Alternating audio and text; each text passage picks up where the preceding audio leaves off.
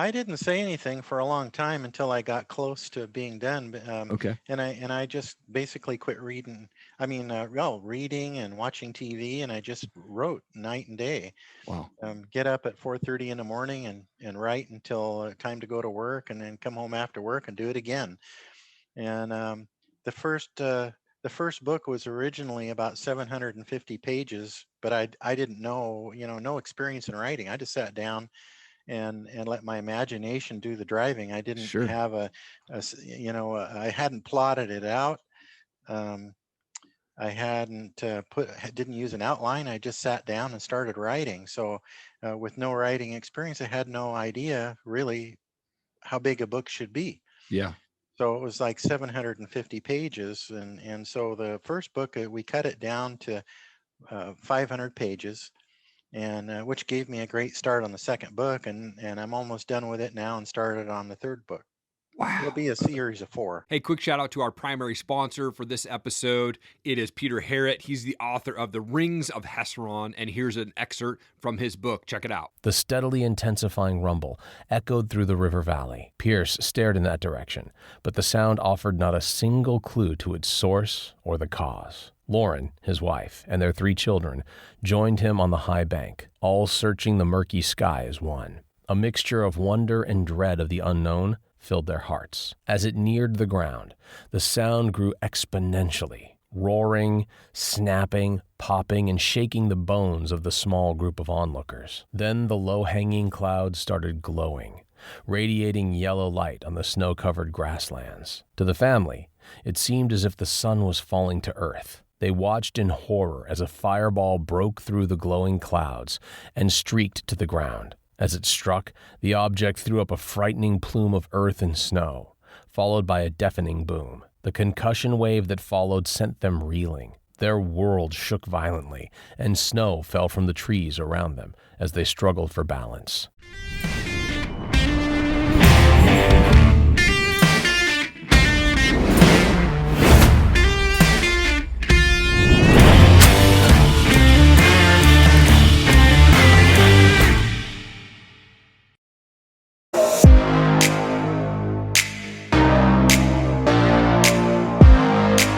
You're a husband, you're a father, you're an entrepreneur, author, and much more. Thank you so much for your time. I really appreciate it. Glad to be here. I like to start my shows off by going back a bit so folks can kind of get to know you a little bit. Where did you grow up? What was childhood like for you? I had a really good childhood. Born in Medford, Oregon. Went to high school in the Portland area.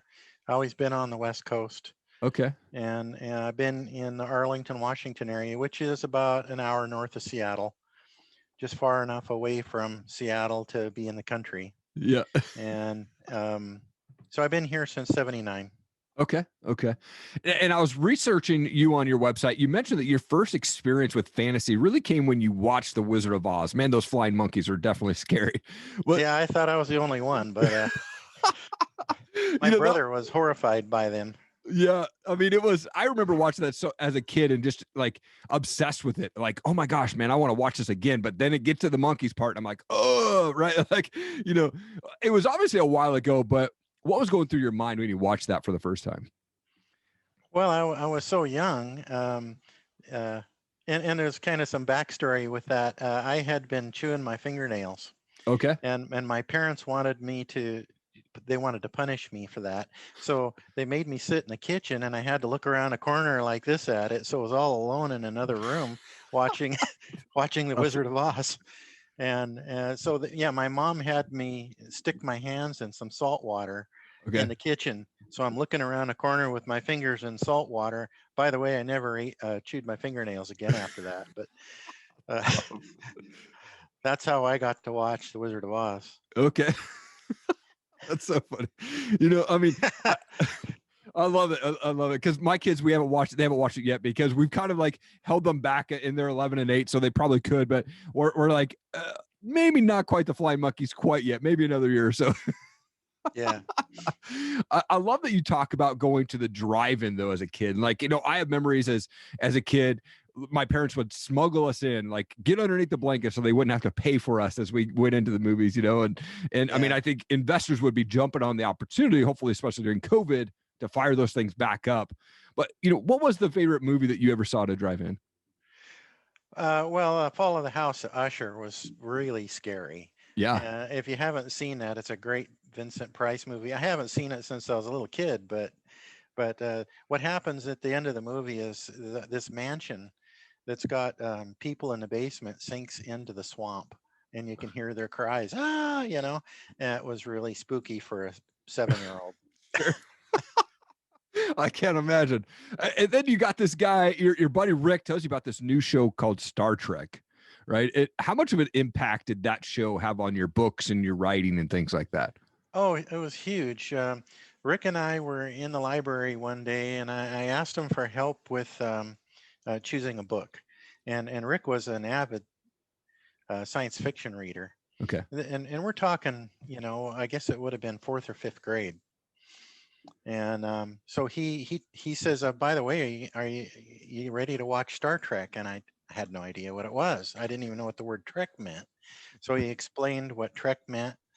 It means a voyage, travel, and so I watched it, and I'd like to say life was never the same, but sure, it really was an impactful experience.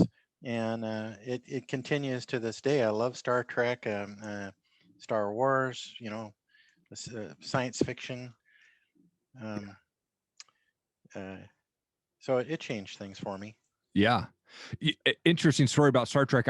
So during Halloween one year up here in Coeur d'Alene, my wife and I we take our kids and we go with some friends of ours to a local like senior citizen home, and they kind of set up like all the people that are there. They set up little booths and they hand out candy. And we came around this corner and this guy had a Star Trek shirt on. And my buddy says, "Hey, I like the shirt." And the guy goes, "Oh, it's the original that I wore on the show." And I was like, "What?" So we kind of did some research. He was this guy, I forget his name now. I think his name was John. And he was like a no-name. He was kind of like always a secondary actor that was in like multiple seasons, but he didn't really have like a major role in it. But he had a reoccurring role as kind of a guy that was on the back control station of the Star Trek ship. It was a red shirt. It was a red shirt. Yeah. Yeah. And it was the original. And he was still wearing it. He's like, I wore it when I was on the show. And it was just so cool to like talk to this guy and hear his stories. And he was just like the happiest guy ever, just passing out candy, but like loved taking photos and things like that. And no one was really saying anything, but me and my buddy, we kind of like knew it, like, dude, that's a rad shirt. And he's like, "Oh man, it's the original one." I was like, "No way." Yeah, I'd be afraid to wear a red shirt. Those are the guys that always die. Okay. Right. That's awesome. Like I was reading that like when you first started kind of like writing, I wake up at 4 a.m. 6 days a week, and to craft my voiceover and podcast and then coaching. You waking up at 4 a.m. because it became like this life altering obsession to write these books. What was the reaction from your friends and your family when you told them that you wanted to start writing these books? I didn't say anything for a long time until I got close to being done. Okay. And I just basically quit reading. Reading and watching TV, and I just wrote night and day. Wow. Get up at 4:30 in the morning and write until time to go to work, and then come home after work and do it again. And the first book was originally about 750 pages, but I didn't know, no experience in writing. I just sat down and let my imagination do the driving. I didn't have I hadn't plotted it out. I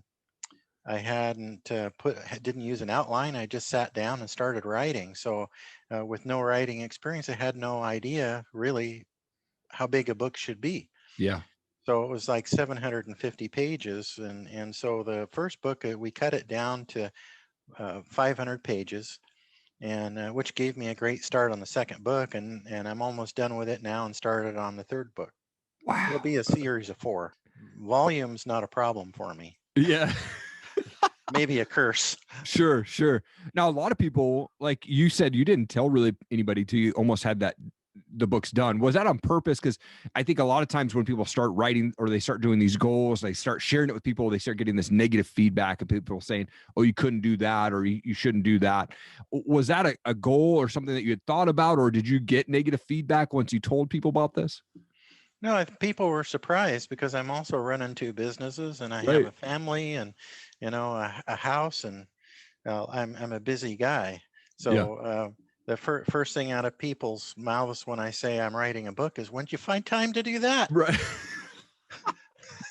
Yeah. Well, you cut TV and reading out of your life. You find the time. Yeah. Oh, yeah.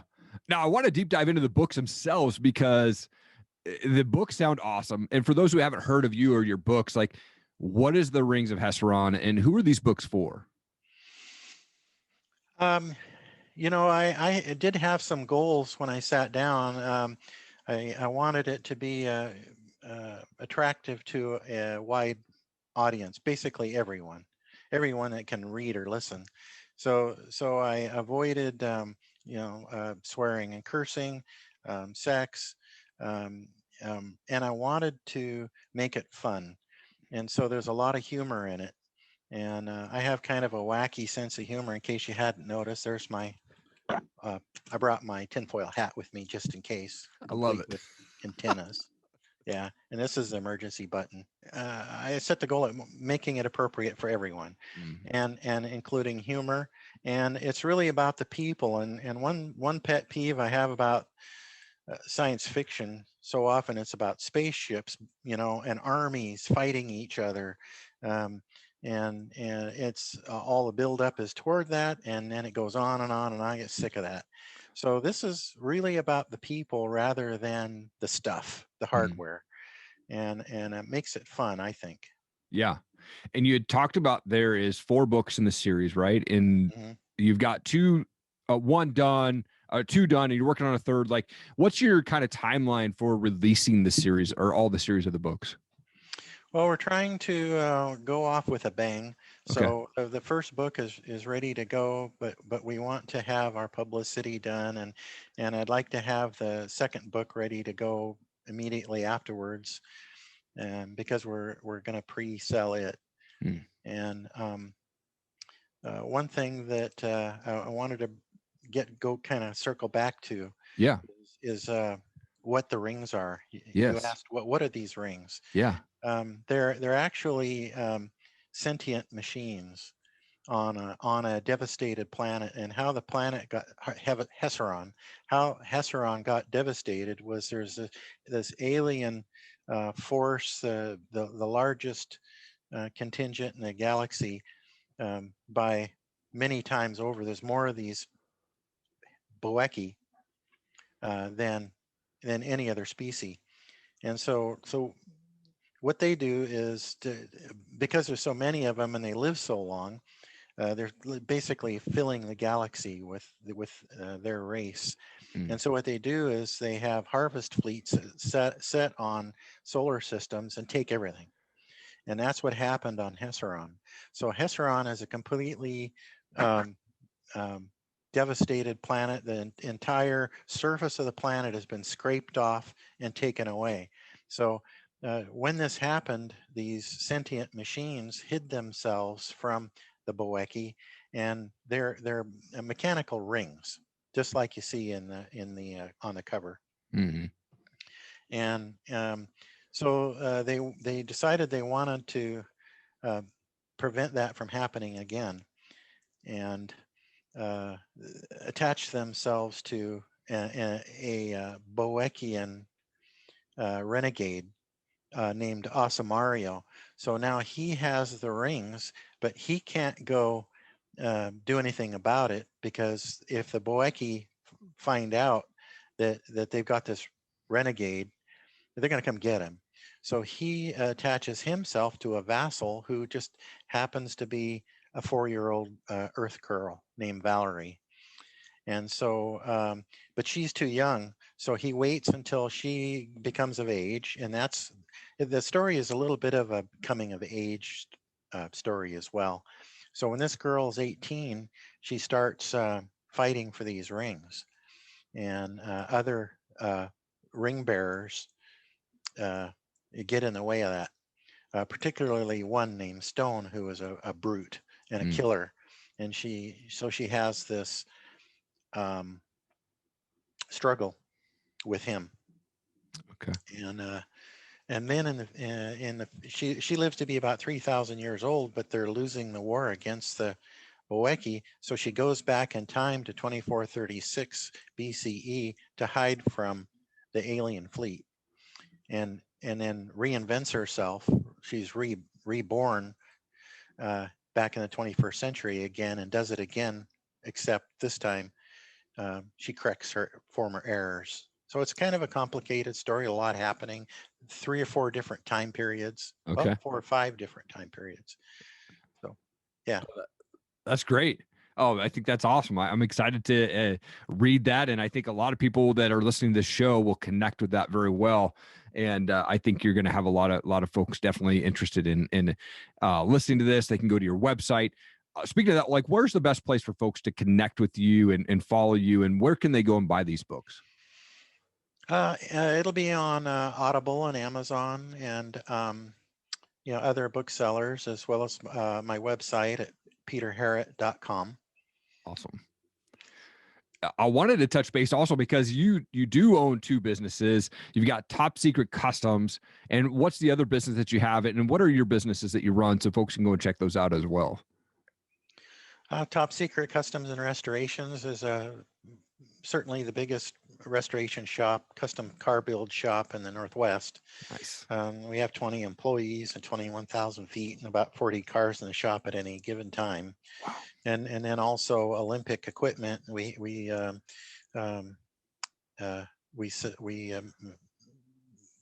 manufacture and sell car lifts and shop equipment. Okay.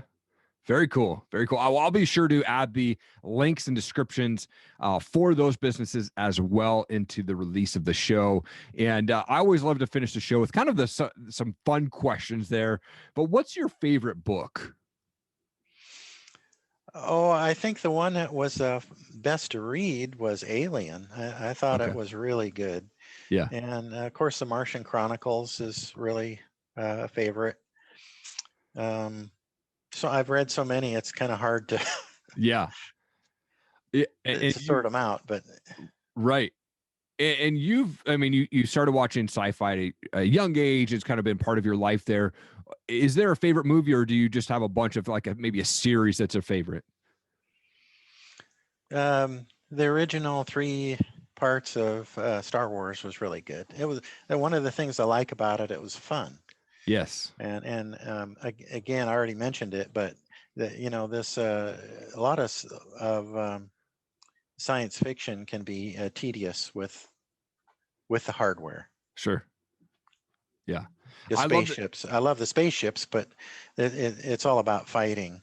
Yes. And there's some fighting in my story too, of course, but it isn't spaceships blowing each other up.